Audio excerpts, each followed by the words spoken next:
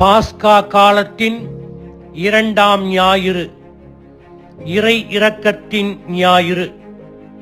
ஒரு குருவானவர் தன்னுடைய 4 சக்கர வாகனத்தை வேகமாக ஓட்டியதற்காக போலீஸ் அதிகாரியால் வலுக்கட்டாயமாக நிறுத்தப்பட்டார்.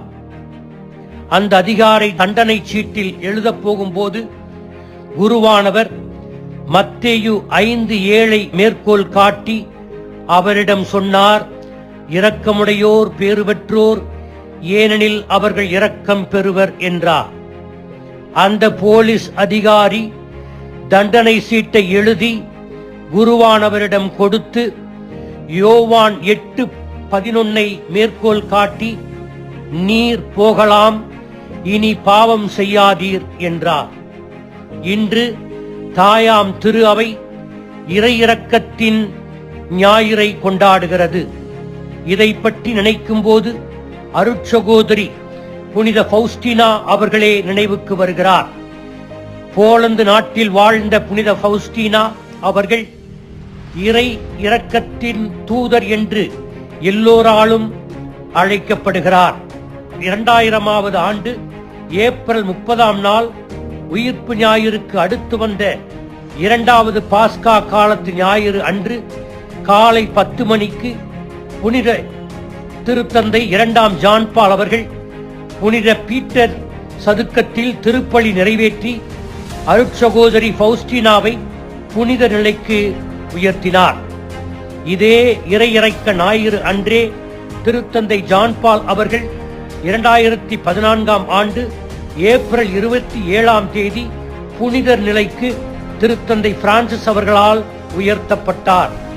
ஃபவுஸ்டினா அவர்களுடைய புனிதர்பட்ட நாளில் திருத்தந்தை ஜான் பால் அவர்கள் சொன்னது, கடவுளின் அன்பில் நம்பிக்கை கொள்வது என்பது அவரது இரக்கத்தில் நம்பிக்கை கொள்வதாகும்.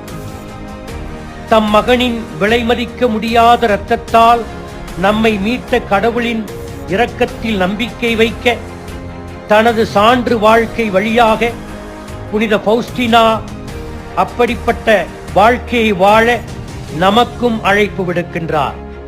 புனித ஃபவுஸ்டினா இந்த உலகத்தில் வாழ்ந்தது வெறும் 33 ஆண்டுகளே. கன்னியர் இல்லத்தில் சமையற்காரியாக, கதவை திறந்து விடுபவராக, தோட்டக்காரியாக, இப்படி சாதாரண வேலையை செய்தார். கடவுள் அவருக்கு 3 முக்கிய பணிகளை கொடுத்தார். ஒன்று, ஆன்மாக்களுக்காக இறை வேண்டல் செய்வது. நம் அறிவுக்கு எட்டாத, புரிந்து கொள்ள முடியாத கடவுளுடைய இரக்கத்திற்கு அனைத்து ஆன்மாக்களையும் ஒப்படைத்து வேண்டுவது. 2, தான் அனுபவித்த கடவுளின் தாராள இரக்கத்தை இந்த உலகத்திற்கு எடுத்துச் சொல்வது. 3, கடவுளின் இரக்கத்தை மையப்படுத்தி திரு அவையில் ஒரு புதிய இயக்கத்தை தொடங்குவது. இதற்காக கடவுள் அவரை அழைத்தார். 2ஆம் ஜான் பால் புனித ஃபவுஸ்டினாவின் புனிதர்பட்ட திருப்பலியில் இவ்வாறு பேசினார், சிலுவை இயேசுவின் உயிர்ப்புக்கு பிற்பாடும் பேசும். சிலுவை பேசுவதை எப்போதும் நிறுத்திக் கொள்வதில்லை. தந்தையாகிய இறைவனின் எல்லையற்ற இரக்கத்தை நமக்கு சுட்டிக்காட்டும் ஒரு கருவிதான் சிலுவை. இறையிறக்கத்தின் ஆண்டவர் படம் புனித ஃபவுஸ்டினாவுக்கு கொடுத்த தரிசனத்தின் அடிப்படையில் அவர் எழுதிய டைரியிலிருந்து இயேசுவை எப்படி பார்த்தாரோ அப்படியே இறையிறக்கத்தின் ஆண்டவராகிய இயேசு வரையப்பட்டார். அதன் அடியில் இயேசு சொன்ன வார்த்தையே எழுதப்பட்டுள்ளது, இயேசுவே, உம்மில் நான் நம்பிக்கை வைக்கிறேன். இறை இரக்கத்தில் நாம் நம்பிக்கை வைக்க வேண்டும். நமது உலகம் இரக்கத்தால் நிறைந்துள்ளது. அக்டோபர் 6, 2006ஆம் ஆண்டு அன்று பென்சில்வேனியாவின் நிக்கல் மைன்ஸில் உள்ள அமிஷ் என்ற பள்ளிக்கூடத்தில் ஆயுதம் ஏந்திய ஒருவர் நுழைந்து சிறுவர்களை வெளியே துரத்திவிட்டு 10 சிறுமிகளை கரும்பலகைக்கு முன்னால் வரிசையாக நிறுத்தி ஈவு இரக்கமின்றி அவர்களை சுட்டுக் கொன்று விட்டு தானும் சுட்டுக் கொண்டு மடிந்தார். அதில் 5 சிறுமிகள் சம்பவ இடத்திலேயே இறந்தனர். மருத்துவர்களும் காவல்துறையினரும் அந்த இடத்தை விட்டு அகன்ற பிறகு இறந்து கிடந்த சிறுமிகளின் குடும்பத்தினர் வந்து இறந்த உடலை தங்கள் வீட்டிற்கு எடுத்துச் சென்றனர். இரத்தக்கரை படிந்த தங்கள் ஆடைகளை களைந்து துவைத்து தங்கள் உடலை துடைத்துக் கொண்டனர்.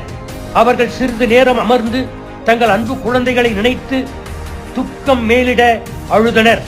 பிறகு தங்கள் குழந்தைகளை கொன்றவரின் வீட்டிற்கு சென்றனர். அவர்கள் அந்த கைம்பெண்ணிடம், உங்கள் கணவரை நாங்கள் மனதார மன்னித்து விட்டோம் என்று சொல்லி கணவனை இழந்த அந்த கைம்பெண்ணுக்கு ஆறுதலையும் கூறினார்கள்.